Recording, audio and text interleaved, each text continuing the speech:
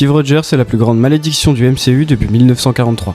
Alors installe-toi et abonne-toi, je t'explique tout ici. L'expérience commence par le Red Skull. Bien sûr, Johann Schmidt, le méchant du premier Captain America, est la première personne à avoir reçu du super sérum suite au projet du docteur Erskine pendant la Seconde Guerre mondiale. À ce moment-là, Erskine ne savait pas que le super sérum amplifiait la personnalité de chacun, ses qualités mais également ses défauts. Johann Schmidt est donc devenu un monstre au crâne rouge et même si son corps a été amélioré, il en a souffert toute sa vie et est devenu le monstre qu'il a toujours été. Erskine étant persuadé que son expérience pouvait fonctionner, il vit ensuite Steve Rogers. Il est devenu Captain America, le symbole du héros parfait. C'est cette expérience menée sur Steve en 1943 qui déterminera le destin de l'humanité durant les 80 prochaines années. À partir de ce moment, le Shield, ou plutôt Hydra, mais on le savait pas encore, ainsi que certaines organisations gouvernementales d'autres pays comme l'URSS, décidèrent de tout mettre en œuvre pour recréer cette expérience, afin d'être le premier à monter une armée de super soldats ayant les compétences de Captain America. Bucky Barnes, lui, a subi cette même expérience. Il a été capturé par l'Hydra, a été torturé, transformé en machine à tuer contre sa volonté. Il est devenu le soldat de l'hiver, une légende redoutable, capable du pire et contre n'importe qui. Ensuite, le Red Guardian, le père de Black Widow, Alexei, qu'on retrouvera dans les Thunderbolts en avril.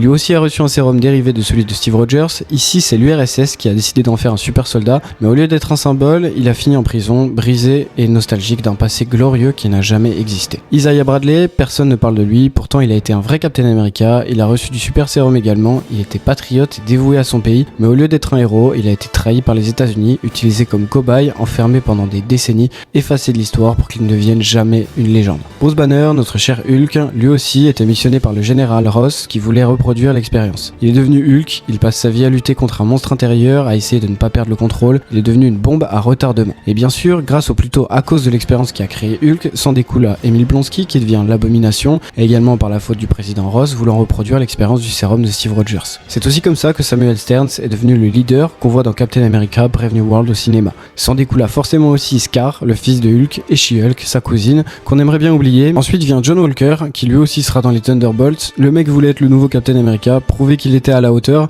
mais le sérum n'a fait qu'exposer ce qu'il était vraiment, un homme instable, enragé, prêt à tuer un type en plein jour sous les yeux du monde entier. Maintenant, le général Ross, le pire pourri du MCU, lui s'est fait empoisonner pendant des années par le leader au rayon gamma, couplé bien évidemment toujours au sérum de super soldat, créant Red Hulk, une créature encore plus instable, consumée par sa propre rage, qu'on aperçoit bien sûr dans le nouveau film Captain America Brave New World. Et ce n'est pas fini, même des générations après, le sérum continue de faire des ravages. Le baron Zemo avait raison, ce sérum ne rend pas meilleur, il amplifie juste ce qui est déjà en toi. Et le pire, c'est qu'ils n'ont jamais réussi à recréer le sérum de Steve Rogers, ils n'ont jamais pu reproduire l'expérience qui a créé le symbole de l'Amérique, mais ils ont quand même essayé. Résultat, cela n'a créé quasiment que des monstres, et chaque personne qui a reçu le sérum a au final fini par souffrir pendant des années, pour une raison ou pour une autre. Rien de tout cela ne serait arrivé sans l'expérience qui a créé Captain America. Et voilà pourquoi